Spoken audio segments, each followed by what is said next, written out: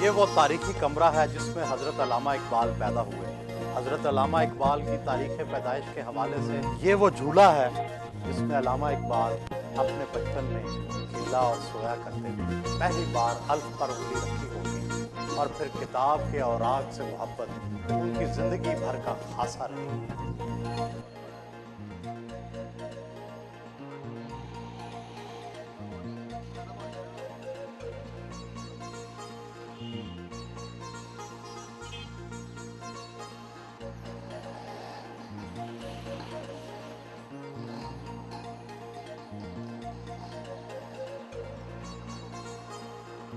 अल्लामा इकबाल के यौम पैदाइश के हवाले से उनके आबाई शहर सियालकोट पहुँचे। सरकारी यादगार करार दी जाने वाली इकबाल मंजिल के गिरदो नवाह आज भी इकबाल की यादों की खुशबू से मुअत्तर नजर आते हैं।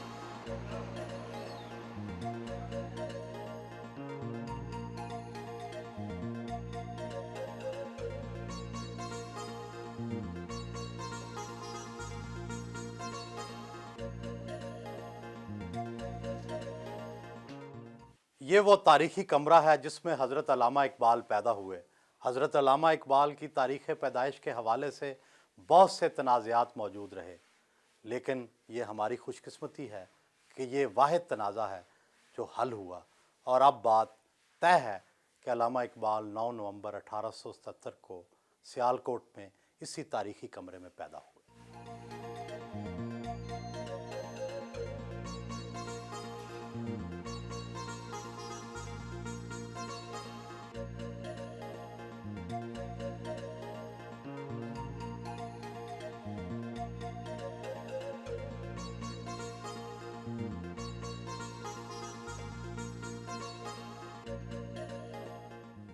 ये वो झूला है जिसमें अल्लामा इकबाल अपने बचपन में खेला और सोया करते थे और यही वो घर है जहां उनकी वालदा इमाम बीबी ने उन्हें पहले सबक दिए होंगे और फिर उन्होंने बड़े सगीर के मुसलमानों के लिए इसी झूले से सुहाने ख्वाब देखने का आगाज़ किया होगा।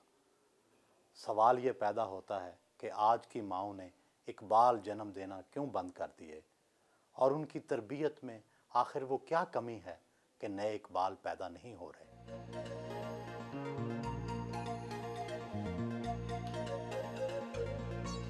इकबाल मंजिल में मुतालिया के इस कमरे में शायद 4 साल 4 माह के इकबाल ने पहली बार अल्फ़ पर उंगली रखी होगी और फिर किताब के औराक से मोहब्बत उनकी ज़िंदगी भर का खासा रही।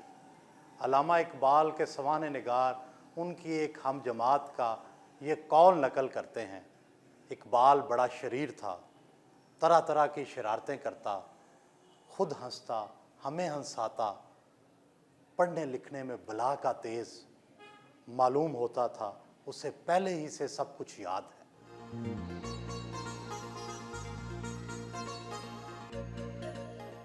अल्लामा इकबाल के बारे च असी मैं इतना ही जानता हूँ कि वो हमारे कौमी शायर थे और हम पेशावर से सिर्फ़ ये दिल में इश्तियाक था कि उनकी जाए विलादत को जाकर देखें जहाँ वो पैदा हुए और इतने बड़े कौमी शायर की इस जगह पर आकर हमें वो दोबारा से वो एहसास हमारे दिल में जागा कि हकीकत में उनकी जो यहाँ पर रहन सहन था, उनका जो तरीक़ाकार था, उनके जो रहने के तरीक़े थे, वो याद दोबारा से ताज़ा हो गई कि वो किस तरीके से यहाँ रहे होंगे।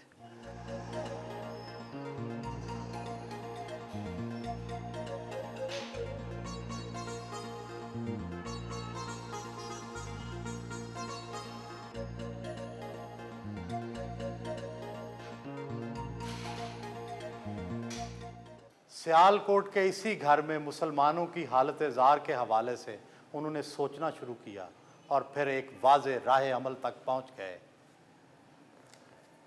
उठ के अब बज़्मे जहाँ का और ही अंदाज़ है, मशरिक़ व मग़रिब में तेरे दौर का आगाज़ है।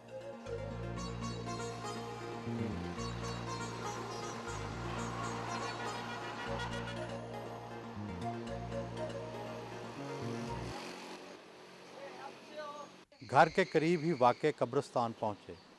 यहाँ पर अल्लामा इकबाल के वालिद और वालदा दफन हैं।